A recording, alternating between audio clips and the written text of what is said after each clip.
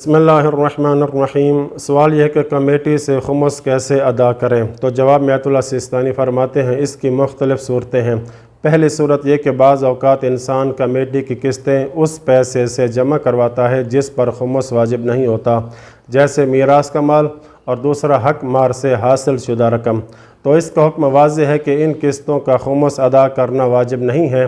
دوسری صورت یہ کہ اگر کسی انسان نے کمیٹی ڈالی اور کمیٹی کی قسطیں قرض لے کر ادا کیں تو اس پر بھی خمس واجب نہیں ہے، مگر یہ کہ جس پیسے سے اس نے مکمل یا کچھ قرض ادا کیا ہے اس پر سال گزر جائے تو اس کا خمس دینا واجب ہوگا۔